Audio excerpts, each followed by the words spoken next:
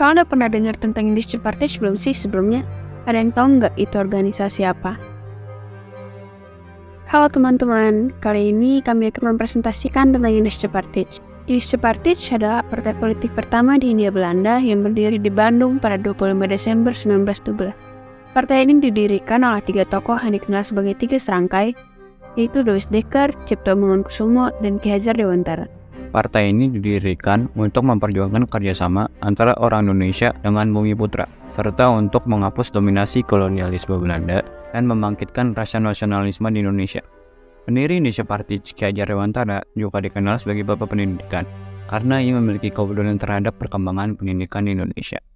Sebelumnya, Louis Dekker telah membentuk organisasi Indische Bond pada tahun 1898 yang bertujuan untuk melawan diskriminasi yang dialami oleh orang-orang Indonesia di Hindia Belanda. Bagaimana dengan proses perkembangannya? Mari kita bahas.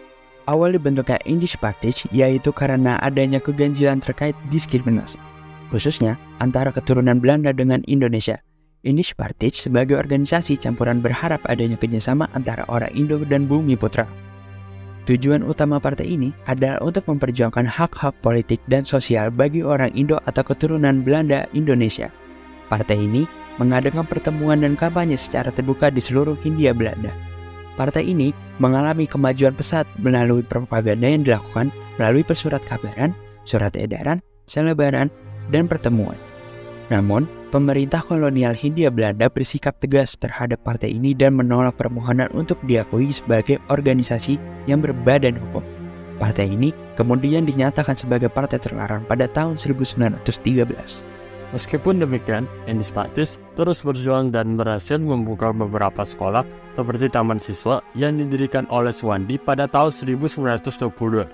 Sekolah ini berkembang pesat dan berhasil membuka cabang di seluruh Indonesia. Louis Dekker juga mendirikan Ksatria School pada tahun 1922, yang kemudian berkembang menjadi Yayasan Ksatria Institute pada tahun 1926.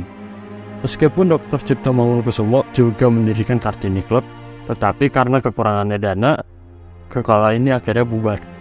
Meskipun Indische Partij dilarang oleh pemerintah kolonial, perjuangan mereka berhasil mempengaruhi gerakan nasionalis Indonesia dan membuka jalan bagi organisasi pergerakan yang lebih besar di masa depan.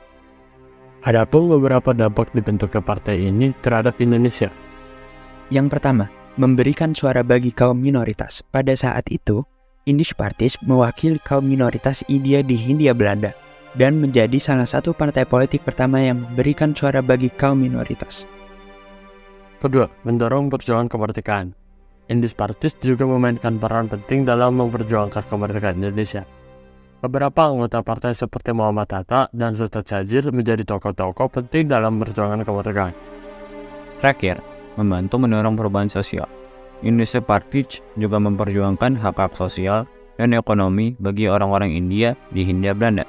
Partai ini juga mendukung reformasi sosial dan perubahan ekonomi yang lebih adil. Namun, Indische Partij juga memiliki kritik atas tujuannya yang lebih mengutamakan hak-hak kaum minoritas India di Hindia Belanda. Sehingga beberapa orang Indonesia menilai bahwa partai ini tidak cukup pro-Indonesia. Selain itu, pada akhirnya partai ini juga tidak mampu menghindari perpecahan antara anggotanya, sehingga kehilangan dukungan dan akhirnya bubar pada 4 Maret 1913, dengan alasan memiliki aliran politik beda dengan Belanda. Ada beberapa nilai yang dapat diperoleh dari sejarah Indische Partij, antara lain, pertama, kemajuan hak-hak minoritas. Indische Partij mewakili kaum minoritas Hindia Belanda dan memperjuangkan hak-hak mereka. Partai ini juga memperjuangkan kesetaraan hak dan keadilan bagi minoritas, sebuah nilai yang penting dalam menjaga kesatuan dan keberagaman dalam masyarakat. Kemudian, kedua, perjuangan kemerdekaan. Indische Partij memainkan peran penting dalam perjuangan kemerdekaan Indonesia. Beberapa anggota partai seperti Muhammad Hatta dan Sultan Syahrir menjadi tokoh-tokoh penting dalam gerakan kemerdekaan Indonesia. Nilai-nilai patriotisme, perjuangan, dan pengabdian untuk meraih kemerdekaan dapat dipelajari dari peran mereka. Ketiga, reformasi sosial dan ekonomi. Indische Partij memperjuangkan reformasi sosial dan ekonomi yang lebih adil di Hindia Belanda. Partai ini memperjuangkan hak-hak sosial dan ekonomi bagi rakyat Hindia Belanda, yang juga merupakan nilai penting dalam menciptakan keadilan sosial dan pemerataan ekonomi. Terakhir, keterbukaan terhadap perbedaan. Sebagai partai politik minoritas, Initiative Partij membawa nilai-nilai keterbukaan dan toleransi terhadap perbedaan. Partai ini mencoba untuk memperjuangkan hak-hak minoritas dan juga bekerja sama dengan pihak lain dalam mencapai tujuannya. Nilai-nilai keterbukaan dan toleransi terhadap perbedaan sangat penting dalam membangun harmoni dan persatuan dalam masyarakat yang beragam. Sekian presentasi kami untuk hari ini. Nama saya Sanisha. Nama saya Nicholas. Nama saya Gabriel. Nama saya Hafiz. Kami rasa sudah cukup banyak yang kami sampaikan. Jika ada pertanyaan, silahkan disampaikan. Terima kasih.